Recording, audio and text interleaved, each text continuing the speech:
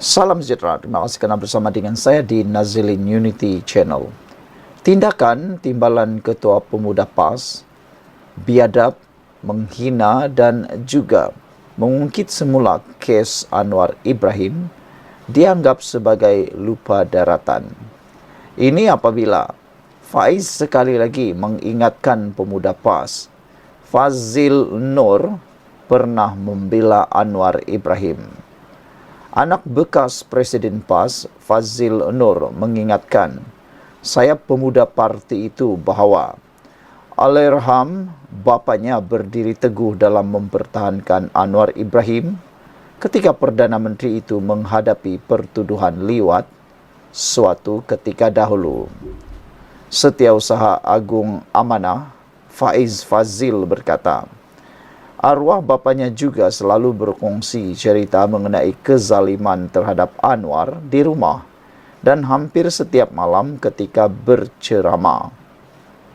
Almarhum Fazil Nur juga tidak pernah jemu mengunjungi Anwar Ibrahim ketika prosiding mahkamah berlangsung, serta almarhum Fazil Nur juga adalah pemimpin pertama pembangkang ketika itu hadir mempertahankan Anwar Ibrahim. Kata bekas adun Permatang Pasir itu dalam satu kenyataan media. Faiz mengulas gesaan timbalan Ketua Pemuda PAS Muhammad Faiz Sabri agar Anwar memohon semakan terhadap kes liwat berkenan. Ia susulan ucapan Anwar pada Sabtu lalu sempena ulang tahun ke-25 Gerakan Reformasi, di mana Presiden PKR itu menyatakan dirinya sebagai banduan terhormat yang berdepan dengan tuduhan yang zalim dan keji. Anwar dipenjarakan sebanyak 2 kali atas tuduhan salah guna kuasa dan liwat yang menurutnya direka oleh musuh politiknya. Kes pertama adalah pada tahun 1999 ketika pentadbiran Dr. Mahathir Mohamad sebagai Perdana Menteri. Dia dibebaskan pada tahun 2004 apabila Abdullah Ahmad Badawi menggantikan Mahathir. Penubuhan Barisan Alternatif, Faiz mengingatkan pemuda PAS bahawa bapaknya pada tahun 1999 telah membantu gerakan bernama Gerak untuk menggerakkan sokongan rakyat bagi membela Anwar. Menubuhkan gerak adalah langkah pertama almarhum Fazil Nur menggerakkan gerakan rakyat membela Anwar Ibrahim yang kemudiannya menjadikan PAS mula diterima rakyat pelbagai lapisan sehingga menjadi parti politik yang kuat dan menang 27 kerusi parlimen dalam PRU 1999. Katanya, merujuk Barisan Alternatif yang disertai PKR, DAP, PAS dan Parti Rakyat Malaysia PRM. Adakah pemuda PAS bersedia menyangkal fakta sejarah ini? Soal Faiz hari ini. Pada 2015, Anwar disabitkan sekali lagi atas tuduhan liwat ketika pentadbiran Najib Razak. Faiz yang juga seorang pengguam mengingatkan pemuda PAS bahawa Anwar telah dibebaskan dalam kes liwat pertama tanpa sebarang sabitan oleh Mahkamah Persekutuan. Manakala bagi kes kedua, katanya, pengampunan penuh diraja telah diberikan yang menjadikan semua rekod sabitan kes kedua dibersihkan. Oleh itu, saranan timbalan Ketua Pemuda PAS Saudara Muhammad Hafiz Sobri bahawa Anwar Ibrahim perlu memohon semakan semula kes adalah tidak berasas dan menunjukkan pemuda PAS buta undang-undang. Ini adalah kerana tiada sabitan kes yang ada untuk disemak semula.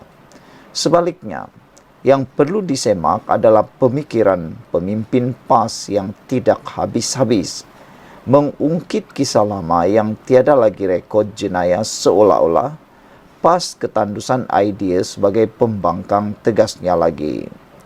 Faiz juga berkata ketika pemimpin lama PAS termasuk presidennya Abdul Hadi Awang mempertahankan Anwar, Pelbagai nas dan dalil dikemukakan bagi mengukuhkan hujah kezaliman tersebut.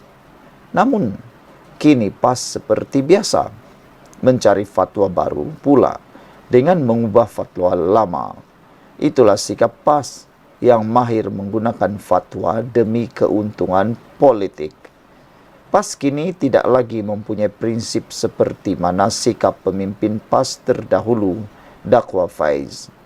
Dalam ucapannya semasa perhimpunan kira-kira 20,000 penyokong di Arena Aziata, Anwar menamakan Fazil, bekas Mursidul Ampas Alairham Nik Abdul Aziz Nikmat, serta bekas Imam Besar Masjid Negara Taib Azamuddin Muhammad Taib sebagai antara yang membelanya. Sekian untuk kali ini. Jangan lupa tinggalkan komen Anda, tekan butang subscribe. Jumpa lagi. Salam sejahtera, terima kasih karena bersama dengan saya di Nazlin Unity Channel. PRK Dewan Undangan Negeri Mahkota kini masuk ke fasa-fasa yang terakhir. Namun yang mengejutkan ialah apabila Menteri Besar Johor tampil menyatakan kesedihan. Beliau berkata beliau sedih dan berharap pengundi Cina Mahkota tak menghukum beliau. Apa cerita di sebalik pengakuan daripada Menteri Besar Johor ini, yaitu On Hafiz, sehingga beliau harap pengundi Cina di Mahkota tak hukum beliau? Menteri Besar Johor On Hafiz Ghazi berharap pengundi Cina tidak menghukumnya dengan tidak keluar mengundi pada pilihan raya kecil Dewan Undangan Negeri itu. On Hafiz berkata, dia menerima laporan daripada komuniti perniagaan yang menyatakan pengundi Cina di Mahkota kurang berminat untuk mengundi kali ini. Jika benar, saya sangat-sangat sedih kerana isu-isu di peringkat persekutuan, mereka pengundi Cina hendak hukum saya, kata beliau. Kalau betul ia berlaku, saya rasa macam saya kena hukum. Sebab kerana saya bekerja keras untuk bangsa Johor tanpa mengira warna kulit, tanpa mengira cuaca, katanya pada satu video temu bual bersama China Press. Dipercayai isu yang dimaksudkan oleh On Hafiz itu merujuk kontroversi pensijilan halal antara Ketua Pemuda UMNO Dr. Akmal Saleh dan Naib Pengerusi DAP Teresa Kok. Sebelum kempen pilihan raya kecil Mahkota bermula, terdapat kebimbangan bahawa serangan Akmal terhadap Kok mungkin akan menjejaskan peluang BN untuk menang. Pengundi Cina mewakili sekitar 35% pemilih di Mahkota dengan 54% Melayu dan 8% India. Sepanjang kempen pilihan raya di Dewan Undangan Negeri Mahkota, pemimpin Kerajaan Perpaduan dan Perikatan Nasional dilihat cuba meraih sokongan pengundi Cina. Pengarah pilihan raya kecil PN Azmin Ali memberitahu Malaysia Kini, pengundi Cina di kawasan itu meluaskan rasa tidak puas hati terhadap Putrajaya berkenaan beberapa isu termasuk kos sara hidup tinggi, inflasi meningkat dan peluang pekerjaan serta perniagaan yang merosot. Pada masa sama, calon BN Syed Hussein Syed Abdullah ketika turun padang berkempen telah menunjukkan kebolehan bertutur dalam bahasa Mandarin untuk menarik undi pengundi Cina. Dalam perkembangan berkaitan, On Hafiz berkata, dia masih mempunyai harapan dengan pengundi Cina kerana mereka boleh melihat usaha keras kempen Barisan Nasional. Saya melakukannya untuk bangsa Johor, termasuk yang terlibat anak-anak kita, anak-anak Kluang yang berulang alik setiap hari, katanya. Jadi saya harap saya tidak dihukum kerana perbezaan pendapat orang lain, katanya lagi. On Hafiz juga berkata dia yakin calon Kerajaan Perpaduan Syed Hussein akan berkhidmat untuk rakyat di Dewan Undangan Negeri Mahkota. Katanya dia sendiri akan memantau serta memastikan jika Syed Hussein menang, dia akan bekerja keras untuk membantu dirinya selaku Menteri Besar dan Ahli Parlimen Kluang Wong Shu Ki.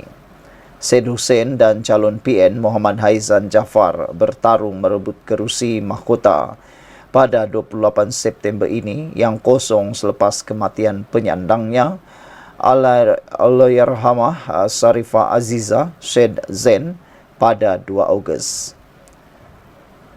Saudara-saudara sekalian, adakah UMNO melalui kepimpinan pusatnya perlu mendesak Akmal Saleh memohon maaf?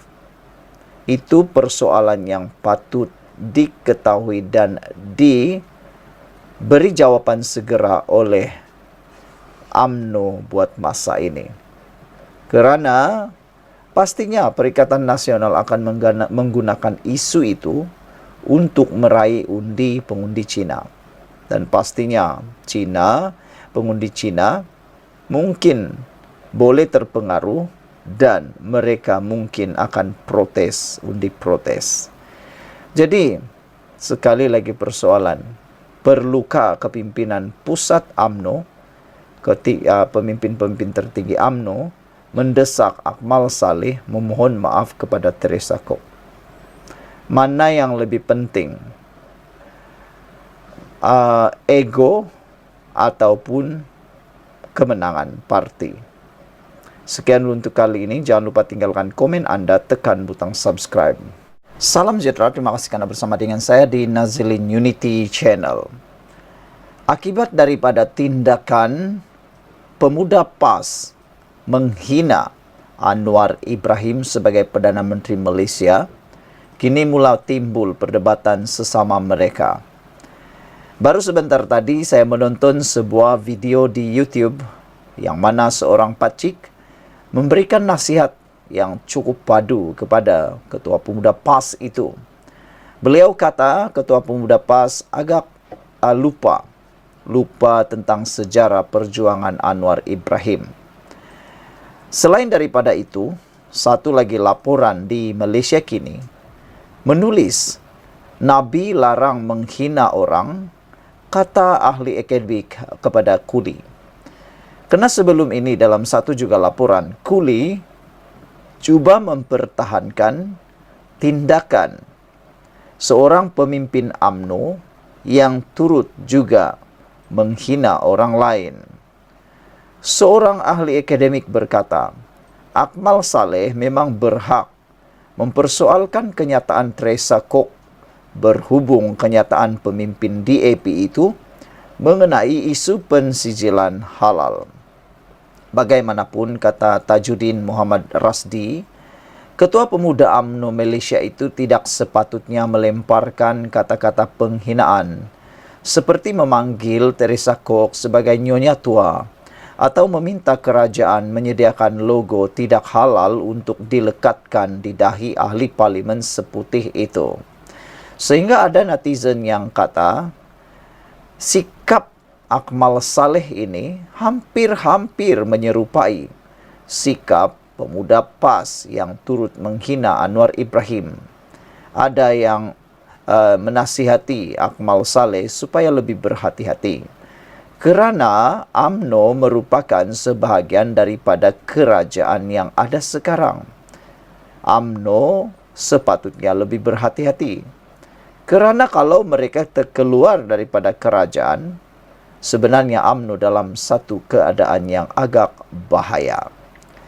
Saudara-saudara sekalian, mengulas sokongan diberikan UMNO, Tengku Razali Hamzah kepada Akmal untuk tidak meminta maaf kepada Kok.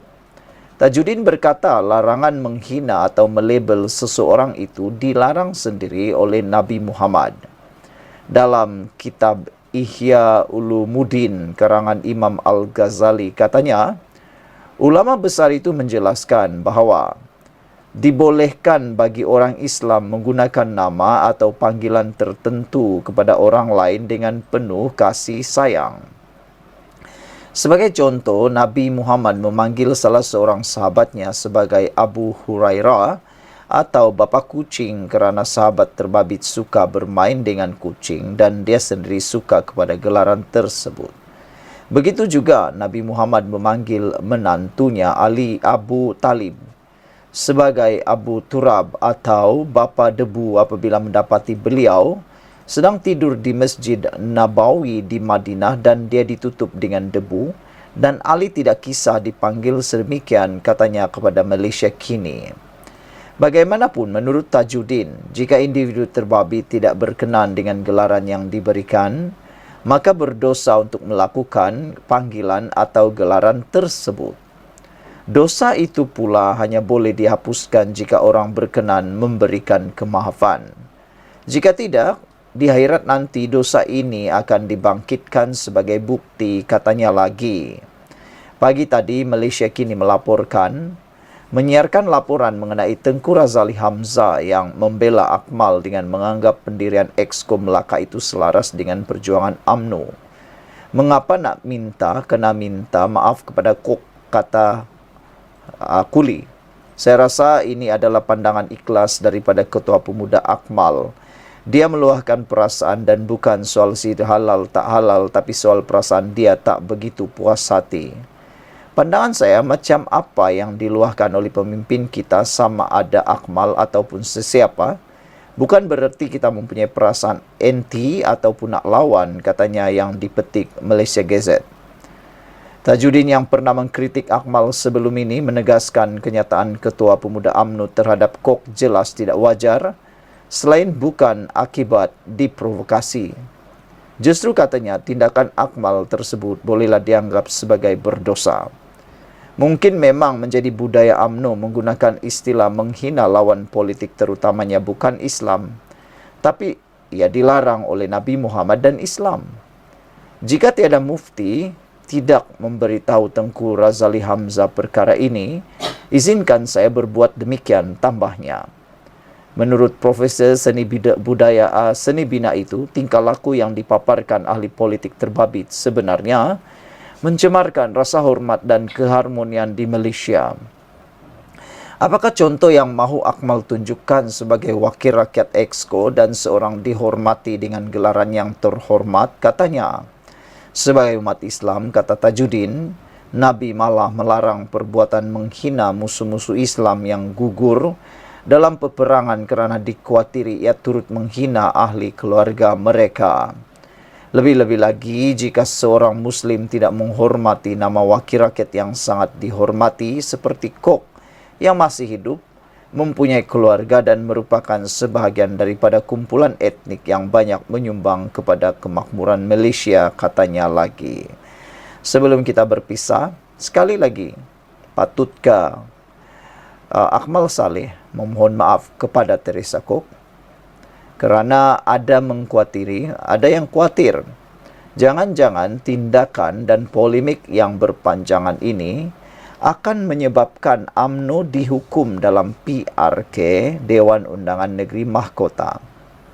Sudah banyak perkara yang kini menjadi kerisauan dalam pilihan raya itu. Terkini, ahli Parlimen DAP juga telah mendedahkan ada surat layang kini beredar untuk meminta supaya pengundi Cina di Dewan Undangan Negeri Mahkota itu memilih Perikatan Nasional, menolak UMNO dan tidak turun mengundi. Hal itu dikaitkan dengan tindakan Akmal Saleh menghina Teresa Kok. Ada juga netizen yang mula mengatakan bahawa mungkin waktunya untuk UMNO diingatkan sekali lagi, diberikan pengajaran semula bahawa mereka tidak boleh lupa bahawa mereka kini dalam proses untuk bangkit. Ada netizen kata baru nak bangkit, baru nak mula bangkit, tapi dah mula sombong, kata netizen. Jadi ada yang kata mungkin UMNO akan diajar lagi dalam pilihan raya kecil Dewan Undangan Negeri Mahkota ini. Kerana apa yang berlaku nanti akan menentukan perasaan pengundi yang ada di sana, memandangkan komposisi pengundi di Dewan Undangan Negeri Mahkota 35% adalah berbangsa Cina. Jadi, mampukah UMNO memenangi hati pengundi-pengundi Cina di kawasan itu sekiranya Akmal Saleh tidak memohon maaf? Adakah para pengundi Cina di kawasan itu akan protes sekali lagi dengan tidak turun mengundi dan akan menyebabkan UMNO kalah tersungkur di sana?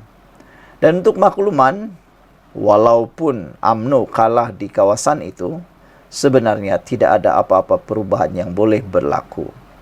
Kerajaan pun tidak akan bertukar, kerajaan negeri pun tidak akan bertukar.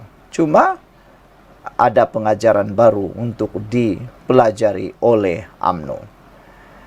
Walau bagaimanapun, kita berharap supaya para pengundi Dewan Undangan Negeri Mahkota turunlah beramai-ramai mengundi. Tunaikan tanggung jawab Anda sebagai rakyat Malaysia. Sekian dulu untuk kali ini. Jangan lupa tinggalkan komen Anda, tekan butang subscribe.